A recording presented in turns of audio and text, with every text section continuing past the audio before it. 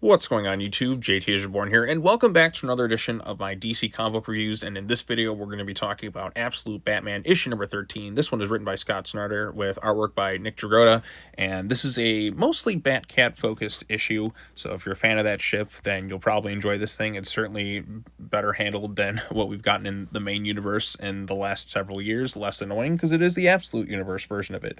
So like I said, primarily Bruce and Selina. And at the end of the last issue, we had that cliffhanger ending where she showed up at the end. We know Bruce has been tortured and tried to be broken by Bane in Ark-M. And also his friends were just turned into mutated, weird, disturbing looking monster thing. So the Absolute Universe is absolutely brutal, and there's so much misery in it that this felt like a nice bit of reprieve. So she has offered in a little bit of a chokehold here, and he's like, she's leaving right now. So he gets her to stop attacking Alfred, and then Bruce has been locked up for a long time, been trapped in the belly of the beast after night. Daddy's all riled up, let's freak. So yeah, they go and clearly have a lot of sex afterwards, and then they decide to go on a date, and their idea of a date is a Batman and Catwoman team up, and they come across the Red Hood gang, and we get the big reveal of this Absolute Universe's version of Harley Quinn. Also, we see the effects of the Venom affecting Batman, where it just kind of taps in and he kind of snaps and shows insane strength because they're grooming him to be like the next Bane of sorts. Then of course we get the reveal of this universe version of Harley Quinn, and she looks like Negasonic Teenage Warhead from the Deadpool movies with her shaved head and all that too. And then we got Bane here, and we see all the stuff that they got working on him, and it's just kind of ridiculous at this point. But then in probably the coolest moment of all, Batman hacks the news, and he just calls out Bane. He's like, listen here, you piece of shit. I'm Batman. Meet me outside. I'm going to fuck you up. And that's in essence what he says. He exposes what these people are doing, and he challenges Bane to a fight, despite the odds being kind of unwinnable for him, given what Bane has done to him. But I liked it. I like how he's just like, I ain't here, no bell. I want to see Batman beat the shit out of Absolute Bane after all we've seen with him, but I don't even know what they're going to do at that point with that too. But it kind of mirrors a conversation he had with Waylon Jones. He back then, when despite the odds being really stacked against Waylon, he wanted to do so and win honorably. He didn't want any money or anything like that, despite Bruce trying to push for that. He's like, I'm done with you right here. I've got a fight to get ready for. So it kind of mirrors that stuff. We have Selina trying to calm Bruce down a little bit with all that's going on there, but she's like, don't use the venom and all that. There's other ways we can stop this guy. But he's like, no, I have to use the venom to fight him because I'm Batman. And then he kind of pushes her out because he's angry. And then Alfred's like, you're going to lose yourself in this thing, but you have to kind of go down this path in order to stop Bane. But as they're getting ready to flee, we see Killer Croc looking in the distance, getting ready for the final showdown. So I assume he's going to show up, and maybe he'll help Batman take down Absolute Bane. Which is just insanely done and all that stuff too. So again, this issue felt like a nice bit of a refresher. I mean, it's been so angsty, over the top, and just rage fueled that there kind of needed a slight bit of levity, but it's not squeaky clean levity. Like Bruce is like, okay, I've been tortured for several months, let me get laid and try and get my head on straight.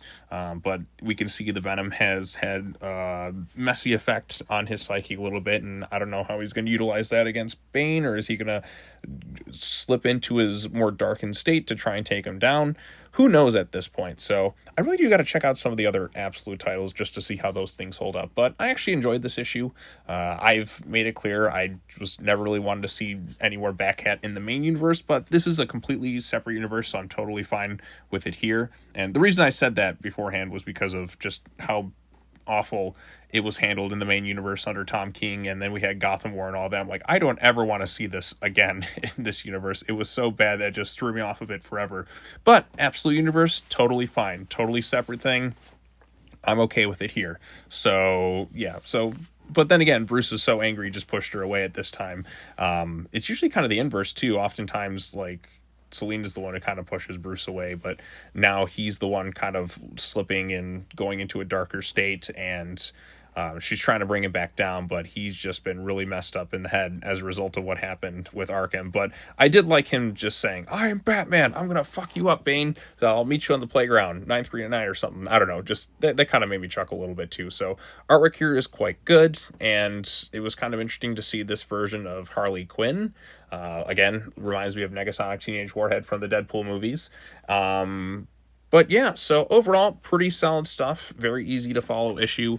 A bit of a reprieve from some of the more nasty, brutal stuff we've seen. So I appreciated that. Because, again, you can't just have it just intense, brutal every single issue. You got to have a little bit of a breather. And that's kind of what we get in here. So, and plus Batman just like ready to just fuck up Bane, but probably not going to do so.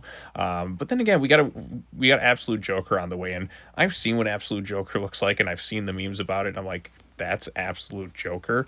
Looks like the goddamn lizard from Spider-Man, but with fangs and everything. It's just, you know, it reminds me of Batman, Teenage Mutant Ninja Turtles, where the villains got turned into different animals. And seeing what Absolute Joker looks like, it's like, okay, Scott Snyder, what kind of wacky, crazy stuff are you gonna do next? Oh, that's what you're going to do with Joker? Well, okay. I guess we'll have to roll with Killer Croc Joker in this thing. Just kind of makes me chuckle a little bit. But overall, I like this issue. I thought it was pretty solid. I think Absolute Batman's been a pretty solid book since the beginning. Some parts are just so over-the-top ridiculous that you just can't help but laugh at it. But, yeah, I mean, it's solid stuff. So, and then I got them coming into the DCKO event at some point, so I'll be curious to see how that all kind of ties in as well. So, but anyways, what did you think of the issue? Post your comments down below. Be sure to like this video, share it with your friends, subscribe to the YouTube channel for more content, hit the bell for notifications, all that other fun stuff.